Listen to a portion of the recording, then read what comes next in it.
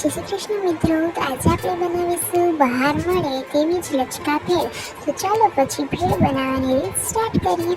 પહેલાં મેં અહીં વઘારેલા મમરા અને ચવાણું અને મસાલા સીંગ લીધી છે. ત્યારબાદ અહીં મેં પાછા વઘારેલા થોડાક મમરા લીધા છે અને ત્યારબાદ મેં અહીં ચણા, બાફેલા બટેટા અને ટમેટા આ ત્રણેય અને ડુંગળી લીધી છે. ત્યારબાદ મેં અહીં ધાણા જીરું, લાલ મરચું અને મીઠું આ ત્રણેય વસ્તુઓ કે મસાલાઓ નાખ્યા છે.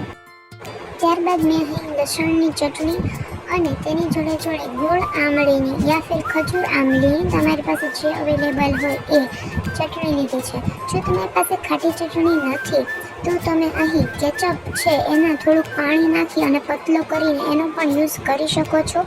હવે આપણે સારી રીતે મિક્સ કરી લઈશું અને ત્યારબાદ તમને જો કોથમીર ભાવતી હોય તમારા ઘરમાં તો કોથમીર નાખી શકો છો, પણ મેં અહીં કોથમીર નથી નાખી. તો હવે આપણે સેવ નાખી અને આ ભેળને સર્વ કરી અને મસ્તીથી જલ્દી ખાઈ લઈશું. તો બસ પછી મારી એક નવા વિડીયો સાથે ત્યાં સુધી બધાને મારા જય શ્રી કૃષ્ણ.